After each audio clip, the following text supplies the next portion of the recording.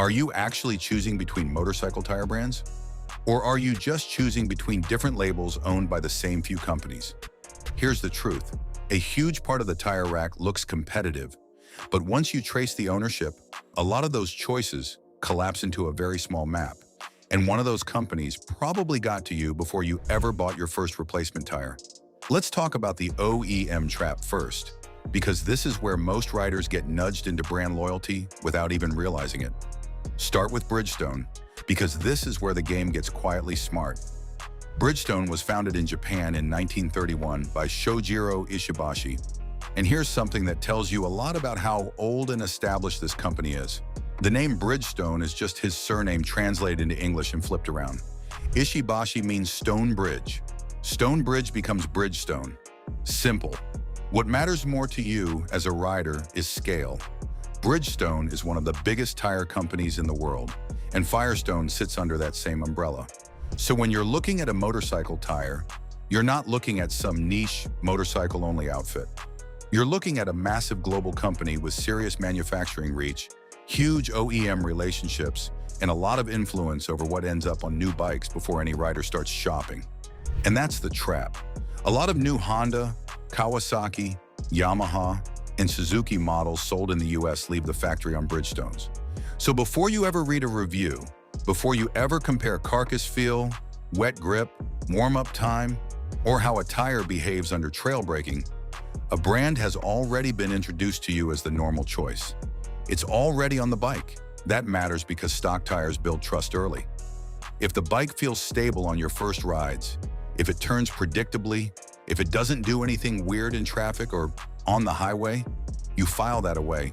You think, okay, these tires work. And honestly, that's a very human decision. Most riders don't start by doubting the thing that came from the factory. But here's where it gets interesting. The tire that came on your bike may share the same model name as the tire you buy later from a dealer or online, and still not be exactly the same tire. This part gets missed all the time.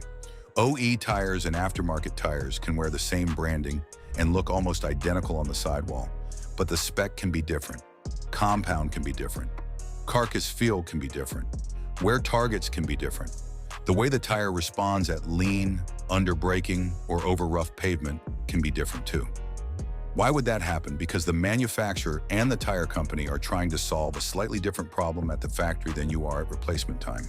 At the factory, they want the bike to feel easy, stable, comfortable, and durable for the average buyer. They care about broad appeal, cost targets, long service life, and making sure the motorcycle feels friendly on a test ride. They are not necessarily chasing max grip or the most aggressive performance profile. So the tire fitted as original equipment may be tuned to calm the bike down a little, stretch mileage, and make the first ownership experience smooth. Then later, when you go shopping, you see the same brand, maybe even the same model family, and assume you're buying the exact thing again. You might not be. That gap between what the rider assumes and what the tire actually is, that's the OEM trap. And once you see it, you start noticing the psychology behind it. My bike came with Bridgestones, so I'll just buy Bridgestones again. That sounds logical because it is logical on the surface. But it also means Bridgestone already won the first round before you ever made a comparison. So here's the practical part. Don't buy off the sidewall name alone. Check the exact tire spec. Check the intended use. Look at how riders describe the feel in real conditions, not just the marketing. Pay attention to warm-up, wet grip, turn-in speed, braking feel, and longevity, because your first tire choice often wasn't your choice at all. But here's the thing. A lot of riders think they escape that trap by switching brands, and sometimes they do. A lot of the time, though, they're still buying from the same corporate family. This is where the shelf starts playing games with your head a little. Pirelli and Metzeler look like two very different choices. One gives you that Italian racing image, the other gives you that German engineering feel. To a lot of riders, that sounds like a real split. Historically, those identities are real. Pirelli was founded in Milan in 1872, and it built a premium image that still carries a lot of weight. Racing helped. European prestige helped. The brand looks fast even when the bike is parked. Metzeler has its own long motorcycle reputation and a deep German heritage that riders have trusted for decades. So on the surface, picking between Pirelli and Metzeler feels like choosing between two different engineering cultures. Italian emotion on one side, German precision on the other. Here's the truth. Pirelli acquired Metzeler in 1986, so that Italian versus German fight has been happening inside one company for a long time. That doesn't mean every tire is the same. It doesn't mean the brands are fake. It means the rivalry riders imagine is a lot less independent than it looks. The structure behind the brands overlaps. Support systems have overlapped, infrastructure has overlapped, and across some product families, riders and reviewers have noticed similar design logic and similarities in how the ranges are positioned. That's the key point. A lot of what looks like competition is really portfolio segmentation. One company can sell to different rider identities without losing the sale. If you want the sporty Italian image, there's a brand for that. If you want the serious German motorcycle reputation, there's a brand for that too. Either way, the money can still end up in the same place. Then the ownership story got even messier. In 2015, ChemChina accepted a controlling stake in Pirelli in a deal worth about 7.1 billion euros. That brought Chinese state-owned control into Pirelli's ownership structure, and later that sat within the broader Synicum context. That matters because riders still buy the heritage story on the sidewall, as if the corporate picture stopped decades ago. Italy clearly thought the ownership question mattered too. The government used its golden power rules to limit influence over governance and technology.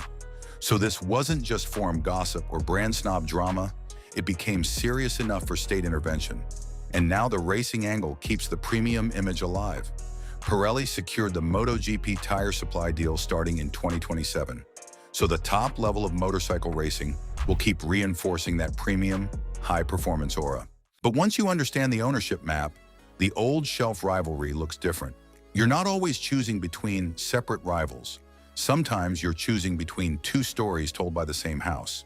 Now the same pattern shows up again with a name a lot of riders grew up trusting, Dunlop. And Dunlop's ownership story is messy enough that even people who follow the industry can lose the thread. What matters for you is the simple version. Sumitomo, the Japanese company, now holds the global Dunlop rights fully as of January 2025. So when you see Dunlop on the sidewall, you're not looking at some standalone legacy brand floating around on its own. You're looking at a brand that sits inside a much bigger corporate structure. That alone changes how you read the shelf, because Dunlop still feels independent to a lot of riders. It still has that old, familiar, established name. It still sounds like its own thing. But the label and the ownership map are not the same thing anymore. And that becomes very clear once you look at Avon. Avon started in England in 1904, and for a long time that British identity meant something real. Then Cooper acquired Avon in 1997. Then Goodyear acquired Cooper in 2021. So already, before we even get to the factory story, the ownership chain had moved far away from the heritage most riders pictured when they heard the name Avon. Then came the part that really dropped the curtain. Avon's historic Melksham site stopped production in December 2023 after more than a century. That wasn't just another plant closure on a spreadsheet. It ended production at the last motorcycle tire factory in the UK. And when that place shut down, it didn't just erase a location, it erased continuity.